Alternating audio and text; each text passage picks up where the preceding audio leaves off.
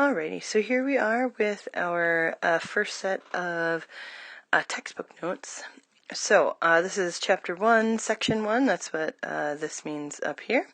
And then we're doing variables and expressions. So hopefully those are words you've heard before, but now we're going to explain them a little bit. One way that I do encourage you to take notes is kind of in this Avid Cornell style notes.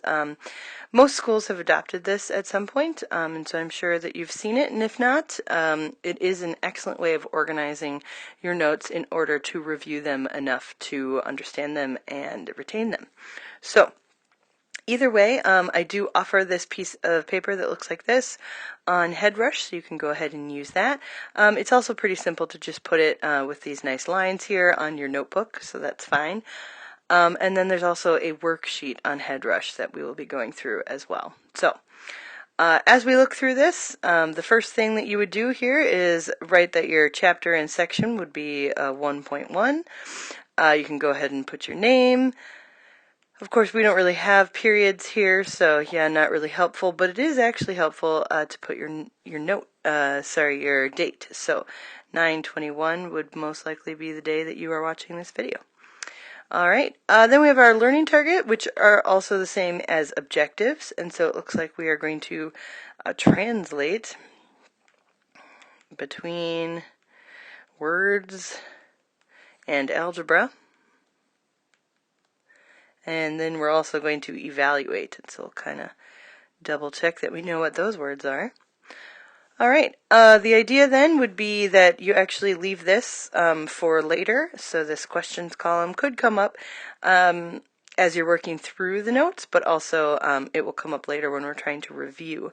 But then we also have this notes section, so that's kind of the main body of where you're going to put all of the things that are on these slides today. All right. So, first thing in our notes category is going to be defining a variable. We're also going to define a constant and then also an expression. So before we get too into the book's definition of what's happening, remember that a variable has the word vary in it. And so if something is going to vary, it's going to change or it's going to be unknown. And so if we think about algebra and what is unknown, we're going to end up using a letter, or what we call a variable. Most common letters, of course, are X and Y and Z. They like to do that at the end of the alphabet. But otherwise, those are your variables, potentially. A constant is actually something that is constant or does not change. And so, for instance, when we look at something that does not change, we are talking about numbers. It turns out the number 2 or 3 or 4 or whatever it is that you're using never actually becomes some other value somehow. So those are your constants. And then we have something called an expression. And an expression is different than an equation. And so an expression does not include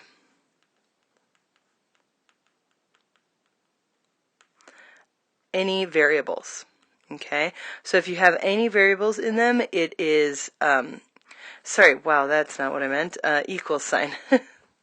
It doesn't include an equal sign, because an equal sign is going to be equations, and an expression doesn't actually have an equal.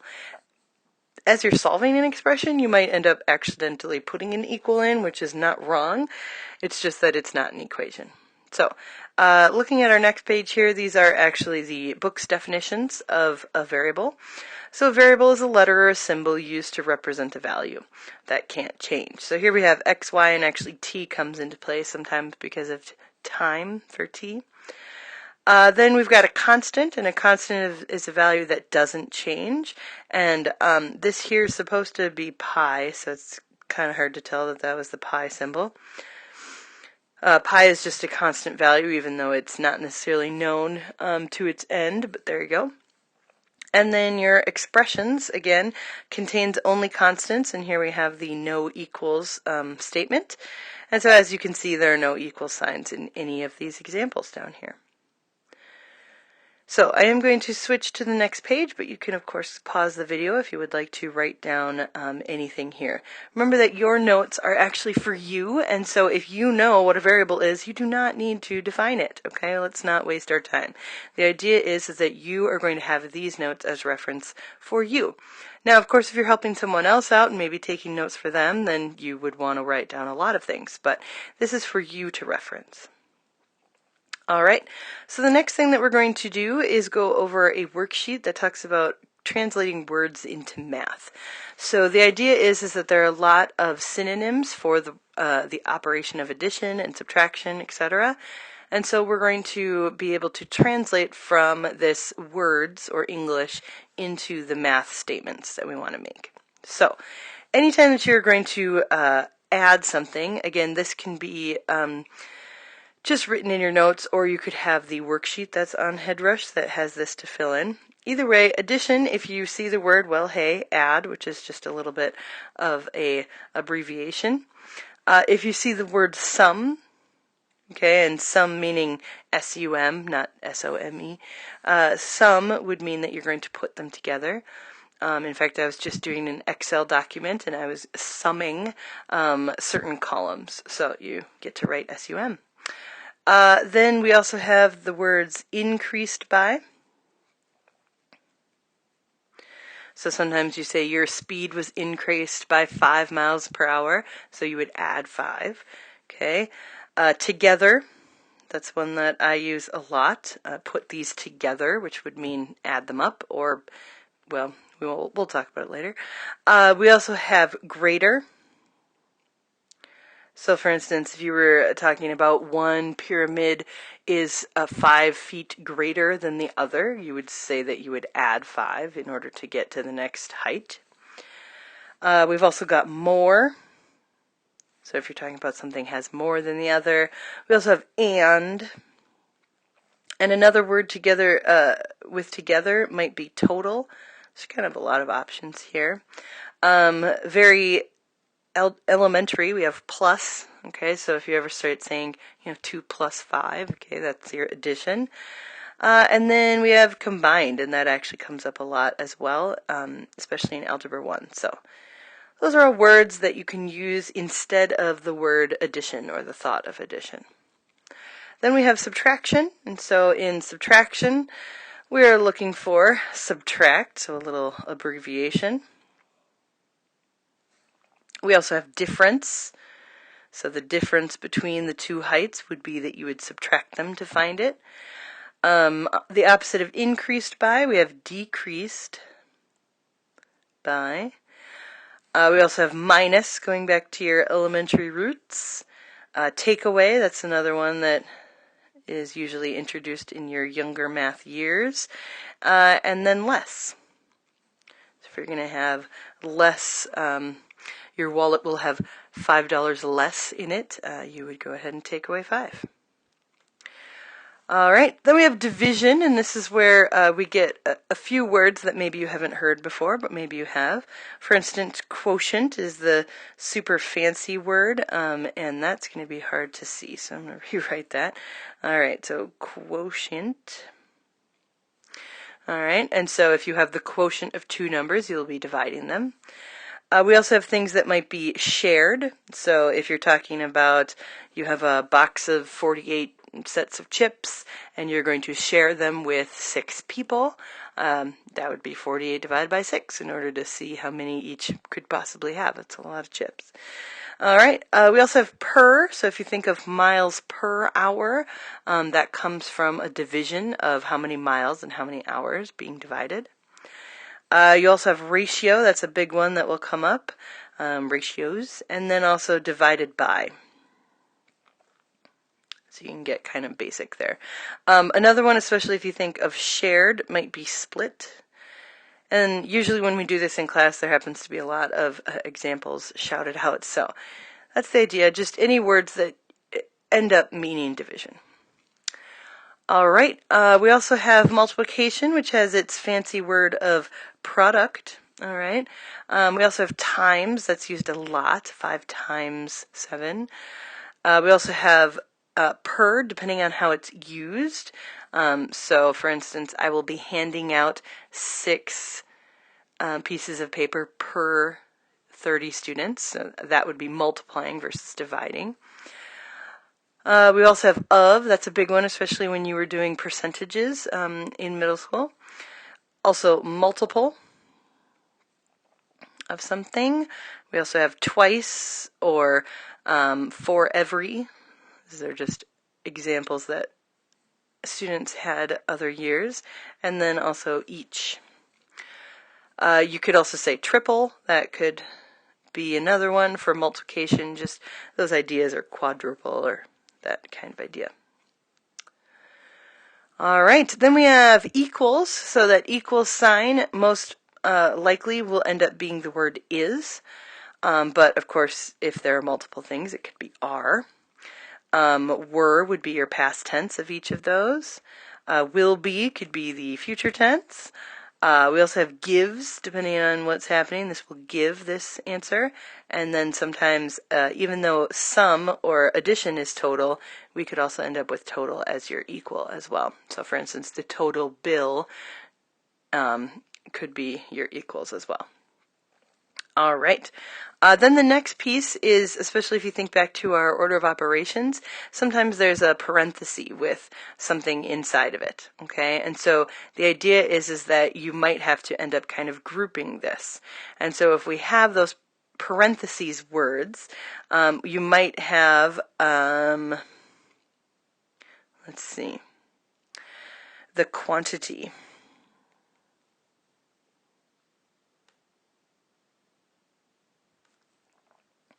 So a lot of times we'll say something like, if we look at this example, 4 times the quantity of 3 plus 3.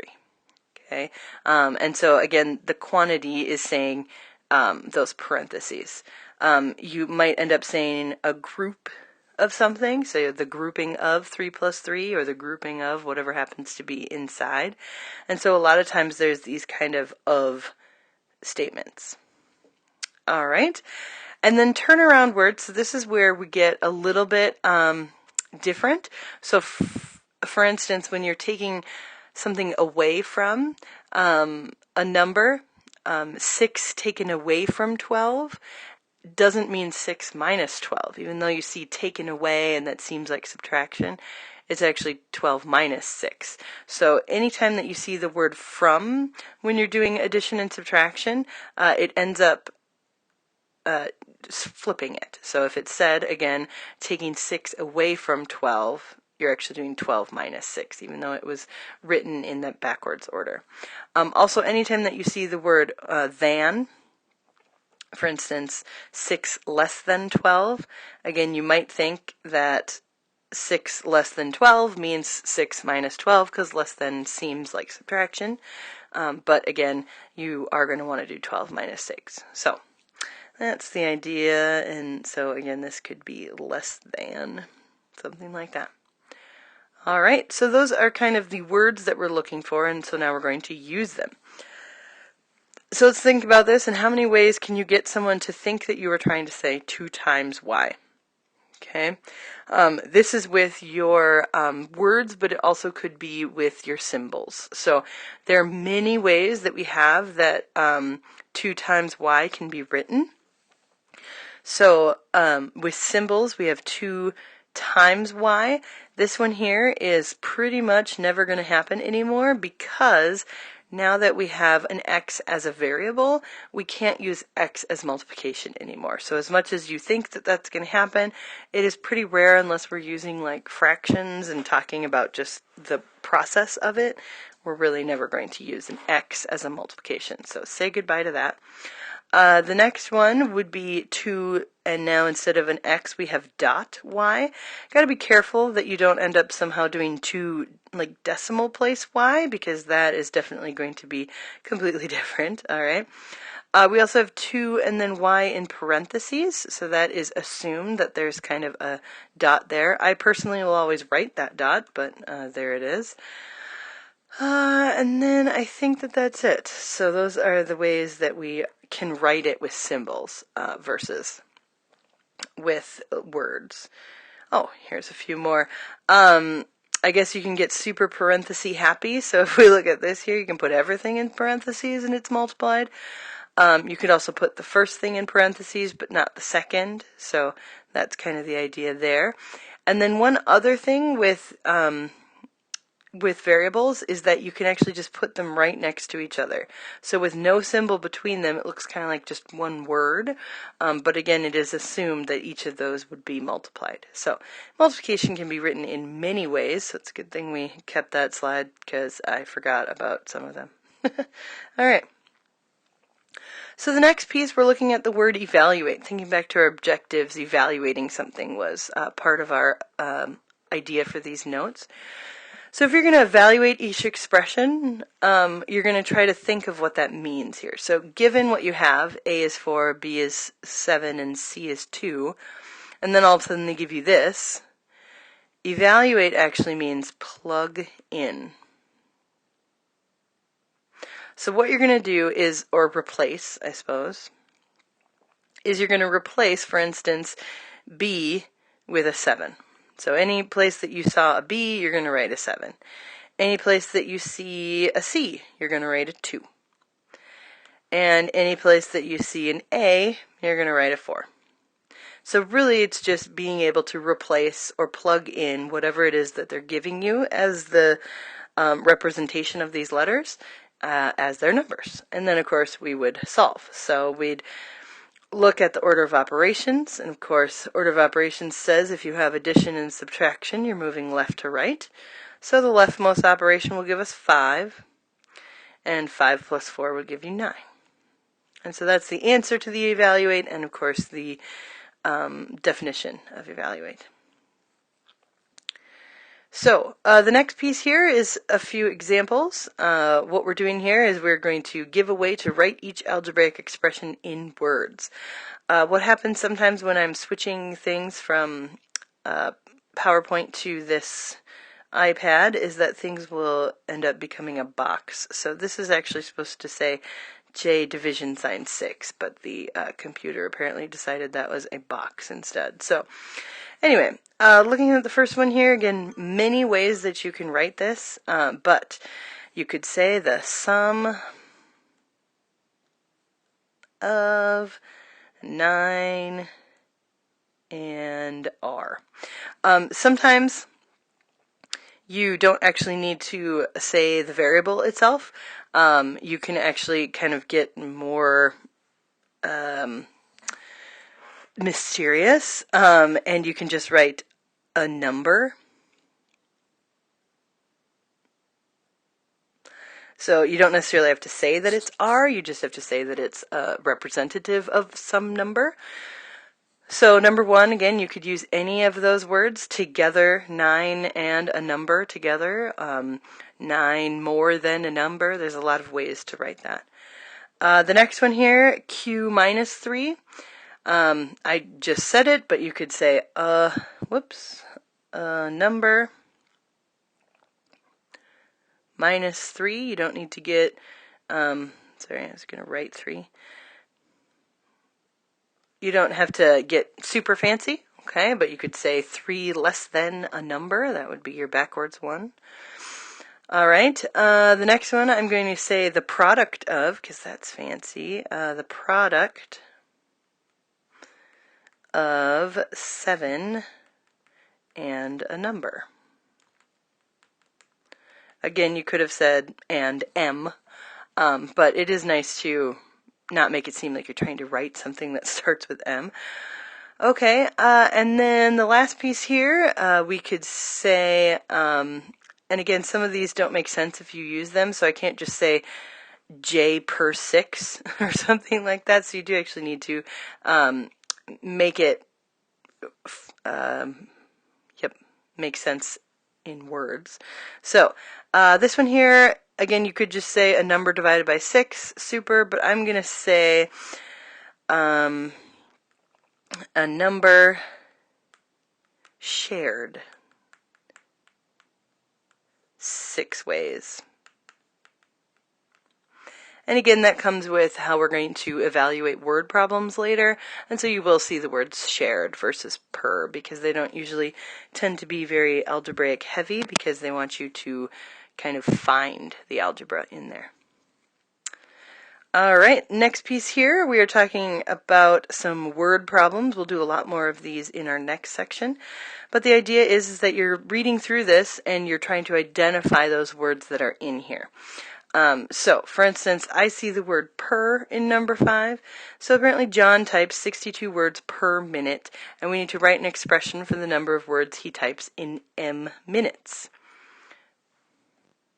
So in this case, we're not actually taking those minutes and dividing by 62 words, because that seems unhelpful to the situation. What we're actually saying is that if he was typing for 2 minutes, that would be 62 times 2, because there would be 62 words in the first minute and then 62 words in the second minute. That is fast. Anyway, so instead of 2, of course, we're actually going to end up having m, because we don't know how many minutes they want us to calculate. We just know that it's going to be an expression. So thinking back to how we rewrite this, most likely I'll be writing it this way, trying to not have as many symbols or save ink, I guess. But you can, of course, have parentheses and whatever those symbols were that we had on that one slide. So lots of options to figure out how to write that. All right. The last example that we have here is it the last example? Nope. Okay. The last example of these word problems is that Roberto apparently is 4 years older than Emily, who is Y years old. Excellent. So we need to write an expression for Roberto's age. So Roberto's not really a part of this. He's the end result after what we write. So notice that it says older. Okay, we don't necessarily have that written in our worksheet, but older definitely seems like greater. And so when we think of each of these, or plus, we're going to add. So Emily's age, whatever it happens to be, plus 4 is going to get us to Roberto's age. All right. You didn't have to use E for Emily. You could have just used X or any variable. Notice up here again I used M for minutes, but that's because the problem told me to. Oh, and then this one, because, yep, I can read, wants you to actually use Y as Emily's variable. So, Y plus 4. Super. All right. The next pieces here are evaluating. So thinking back to when we did that, it just means plug it in. So I'm going to, for instance, put a 7 instead of my B, and then a 2 instead of my C. And so that means I'll have 5 as the answer to part A. The next one wants you to do A as 4, and then C again as 2. So notice that I'm writing it in parentheses because I am indicating that that's multiplied. So our result is 8. All right. The last piece here is just going through and making sure that you did actually get what we were supposed to do in these notes. So if you can say that you understand the idea of translating between words in algebra and kind of how that could be described to someone, there you go. And then evaluate. How you evaluate something is plugging something in. And so if you understand that idea and later can practice it, that's what we're looking for. You also hopefully are understanding the word variable from these notes, constant, remember that's a number, expressions, and then also the word evaluate. So hopefully taking a look back at those notes or just reflecting in your mind, those are things that you would be able to describe to someone.